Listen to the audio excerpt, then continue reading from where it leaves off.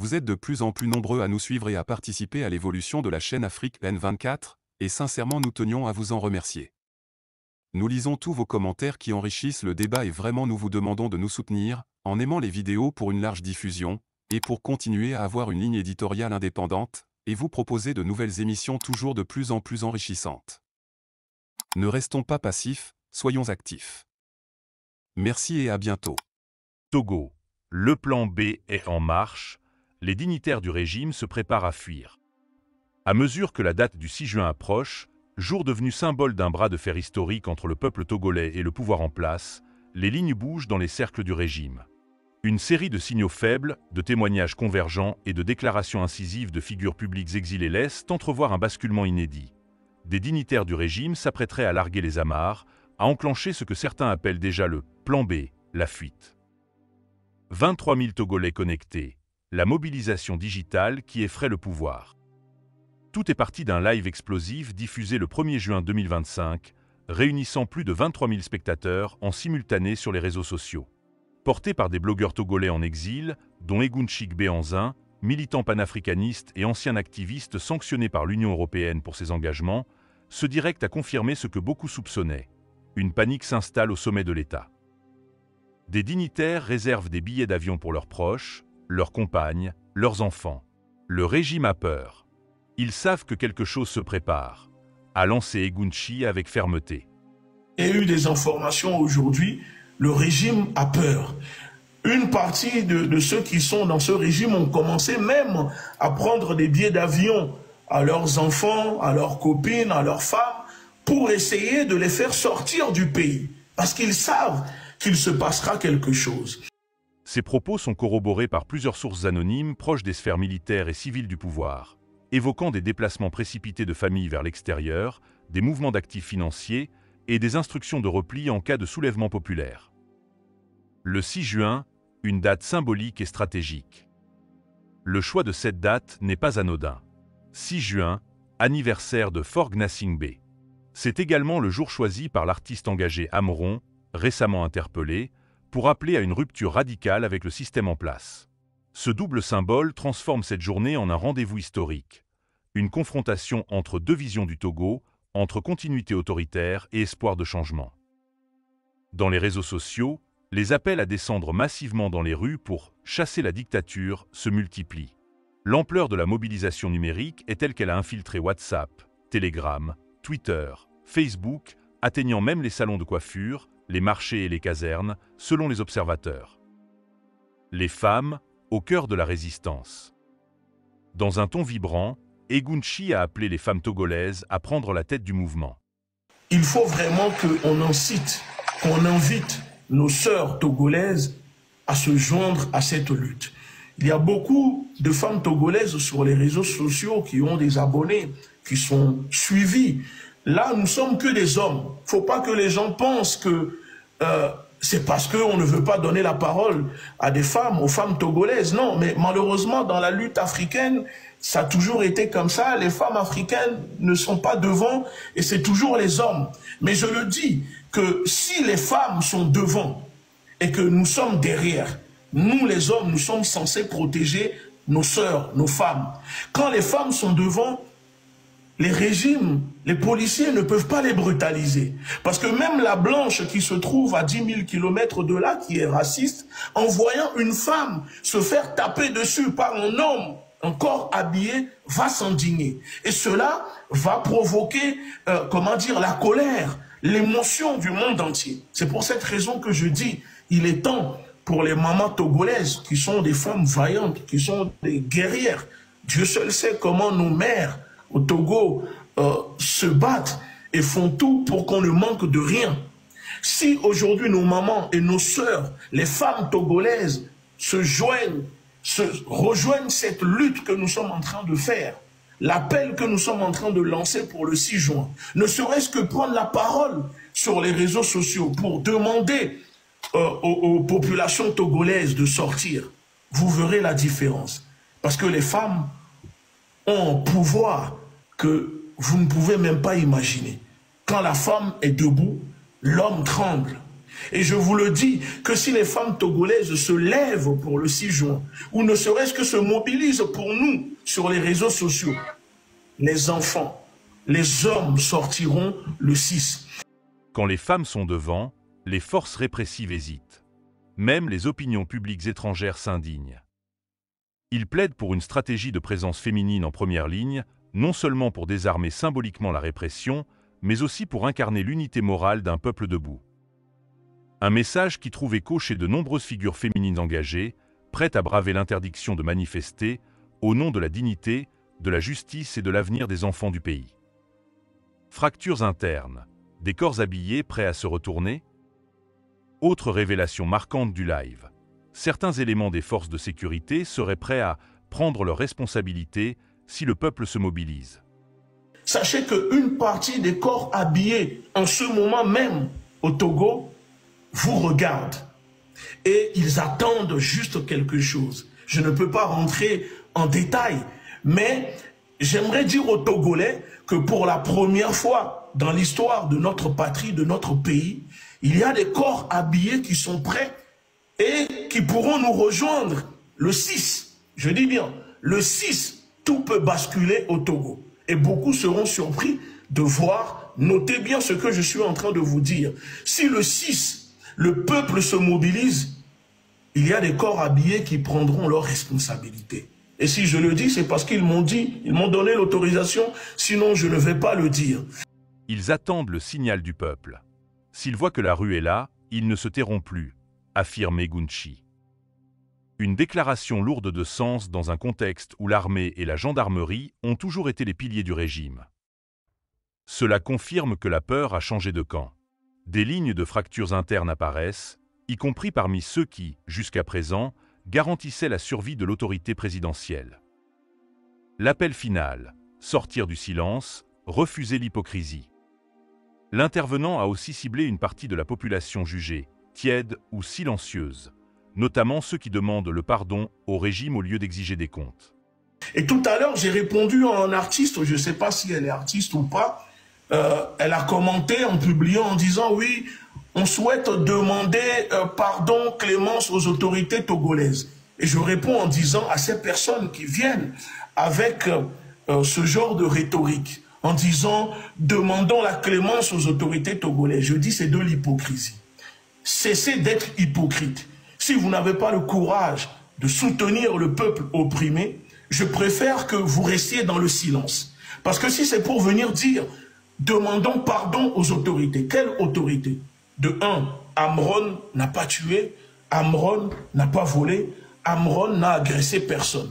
Si quelqu'un doit demander pardon à quelqu'un, c'est le régime nazi de Gnassingbé qui doit demander pardon aux Togolais pour la barbarie que nous subissons depuis 60 ans.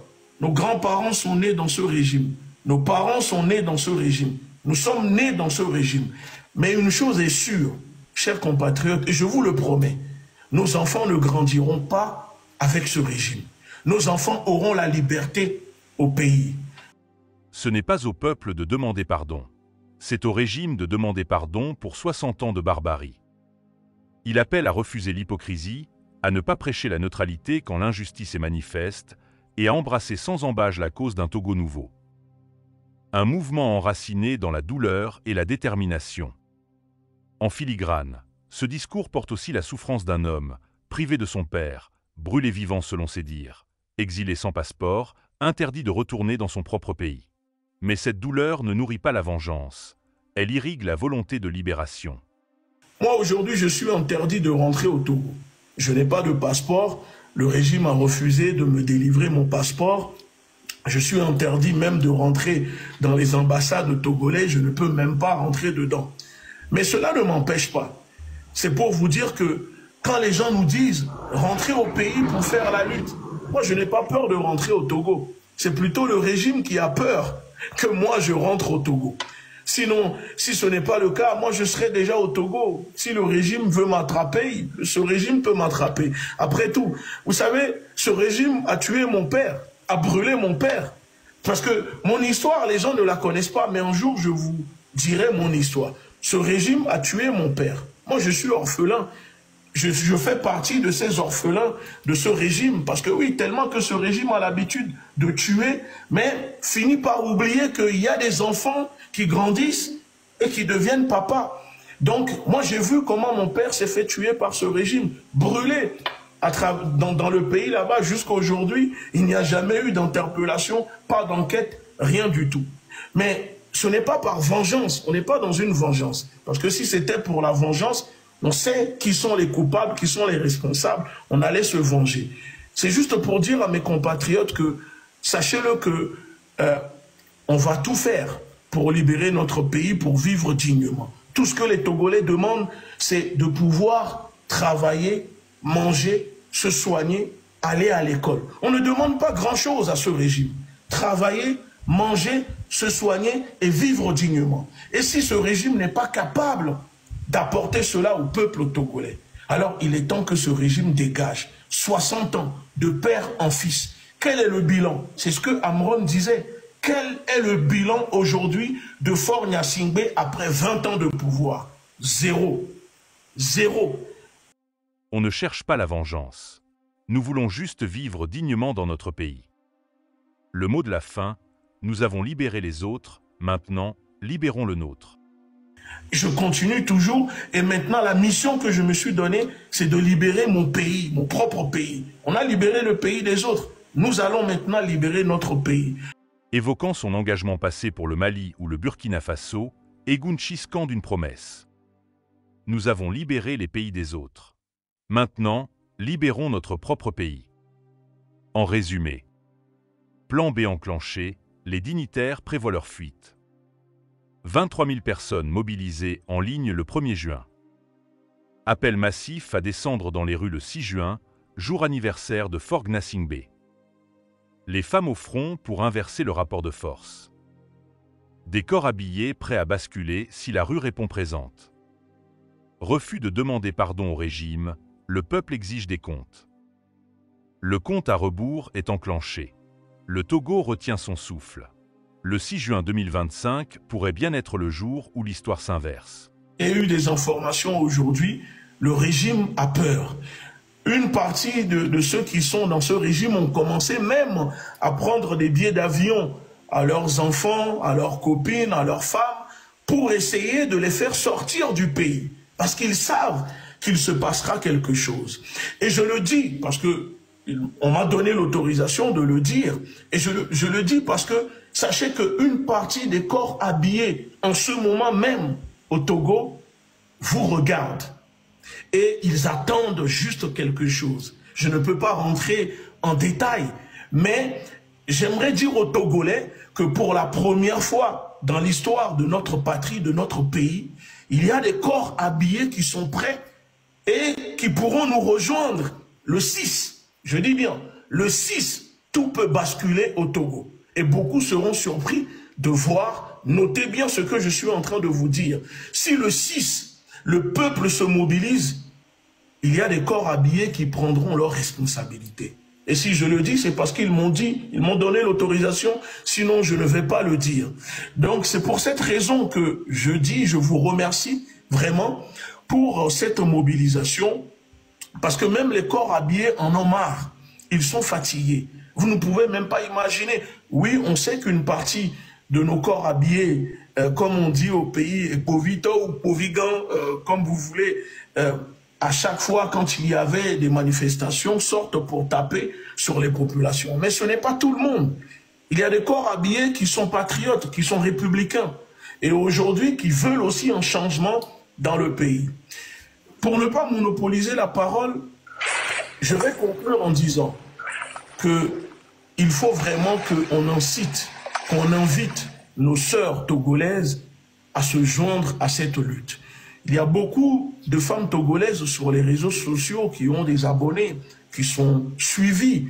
Là, nous ne sommes que des hommes. Il ne faut pas que les gens pensent que c'est parce qu'on ne veut pas donner la parole à des femmes, aux femmes togolaises. Non, mais malheureusement, dans la lutte africaine, ça a toujours été comme ça. Les femmes africaines ne sont pas devant et c'est toujours les hommes.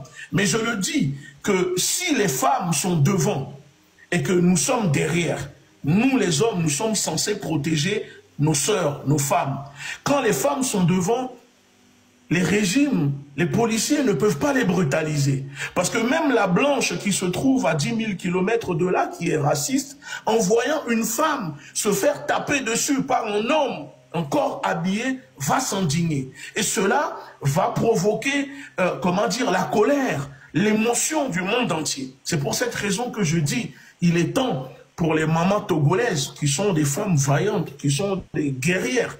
Dieu seul sait comment nos mères au Togo se battent et font tout pour qu'on ne manque de rien. Si aujourd'hui nos mamans et nos sœurs, les femmes togolaises, rejoignent cette lutte que nous sommes en train de faire, l'appel que nous sommes en train de lancer pour le 6 juin, ne serait-ce que prendre la parole sur les réseaux sociaux pour demander aux populations togolaises de sortir, vous verrez la différence. Parce que les femmes ont un pouvoir que vous ne pouvez même pas imaginer. Quand la femme est debout, l'homme tremble. Et je vous le dis, que si les femmes togolaises se lèvent pour le 6 juin, ou ne serait-ce que se mobilisent pour nous sur les réseaux sociaux, les enfants, les hommes sortiront le 6. Et tout à l'heure, j'ai répondu à un artiste, je ne sais pas si elle est artiste ou pas, elle a commenté en publiant en disant « Oui, on souhaite demander pardon, clémence aux autorités togolaises. » Et je réponds en disant à ces personnes qui viennent avec ce genre de rhétorique, en disant « Demandons la clémence aux autorités togolaises ». Je dis c'est de l'hypocrisie. Cessez d'être hypocrite. Si vous n'avez pas le courage de soutenir le peuple opprimé, je préfère que vous restiez dans le silence. Parce que si c'est pour venir dire « Demandons pardon aux autorités », quelle autorité? De un, Amron n'a pas tué, Amron n'a pas volé, Amron n'a agressé personne. Si quelqu'un doit demander pardon à quelqu'un, c'est le régime nazi de Gnassingbé qui doit demander pardon aux Togolais pour la barbarie que nous subissons depuis 60 ans. Nos grands-parents sont nés dans ce régime. Nos parents sont nés dans ce régime. Nous sommes nés dans ce régime. Mais une chose est sûre, chers compatriotes, et je vous le promets, nos enfants ne grandiront pas avec ce régime. Nos enfants auront la liberté au pays. Moi, aujourd'hui, je suis interdit de rentrer au Togo. Je n'ai pas de passeport. Le régime a refusé de me délivrer mon passeport. Je suis interdit même de rentrer dans les ambassades togolaises. Je ne peux même pas rentrer dedans. Mais cela ne m'empêche pas. C'est pour vous dire que quand les gens nous disent « rentrer au pays pour faire la lutte », moi, je n'ai pas peur de rentrer au Togo. C'est plutôt le régime qui a peur que moi je rentre au Togo. Sinon, si ce n'est pas le cas, moi je serai déjà au Togo. Si le régime veut m'attraper, ce régime peut m'attraper. Après tout, vous savez, ce régime a tué mon père, a brûlé mon père. Parce que mon histoire, les gens ne la connaissent pas, mais un jour je vous dirai mon histoire. Ce régime a tué mon père. Moi je suis orphelin. Je fais partie de ces orphelins de ce régime, parce que oui, tellement que ce régime a l'habitude de tuer, mais finit par oublier qu'il y a des enfants qui grandissent et qui deviennent papa. Donc, moi j'ai vu comment mon père s'est fait tuer par ce régime, brûlé dans le pays là-bas. Jusqu'à aujourd'hui, il n'y a jamais eu d'interpellation, pas d'enquête, rien du tout. Mais ce n'est pas par vengeance, on n'est pas dans une vengeance. Parce que si c'était pour la vengeance, on sait qui sont les coupables, qui sont les responsables, on allait se venger. C'est juste pour dire à mes compatriotes que, sachez-le que on va tout faire pour libérer notre pays, pour vivre dignement. Tout ce que les Togolais demandent, c'est de pouvoir travailler, manger, se soigner, aller à l'école. On ne demande pas grand-chose à ce régime.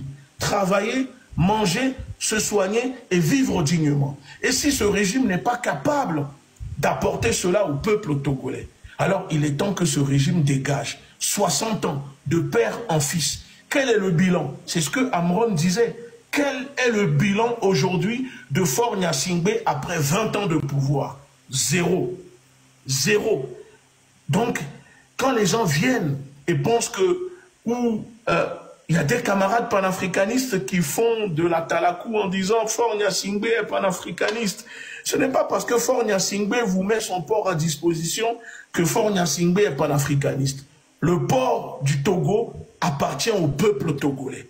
Et je le dis, le port du Togo n'appartient pas à Fort Gnassingbé. Et si les Togolais veulent ou ne veulent pas mettre le port à disposition, les Togolais ont le droit. Mais peu importe, avec ou Fort Gnassingbé, le port du Togo sera toujours à disposition de nos frères et sœurs de la sous-région parce que c'est comme ça que nous sommes. C'est notre éducation. Le Togolais n'est pas xénophobe. Le Togolais ne discrimine pas les autres. On accueille tout le monde. Même les gens qui ne nous respectent pas, on les laisse nous piétiner. Donc c'est juste pour dire qu'il est temps que mes camarades panafricanistes apportent leur soutien au peuple togolais, apportent leur soutien au Togo. Nous, on s'est battu pour vous. On a laissé femmes et enfants. On est parti au Mali. On a pris des risques. On a failli même se faire kidnapper. On a subi des choses. Aujourd'hui, je suis sous sanction de l'Union européenne. Je suis interdit de rentrer en Europe. Mes comptes, mes avoirs sont gelés. Le compte de ma femme, de ma famille, de mes proches, beaucoup de choses, sous sanction.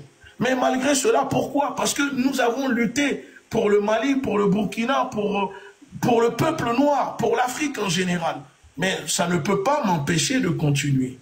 Je continue toujours et maintenant la mission que je me suis donnée, c'est de libérer mon pays, mon propre pays. On a libéré le pays des autres. Nous allons maintenant libérer notre pays. Donc je vous remercie vraiment pour ce live et de m'avoir accepté, de me donner la parole, de m'exprimer ce soir dans votre émission. Donc je vous remercie beaucoup. Merci.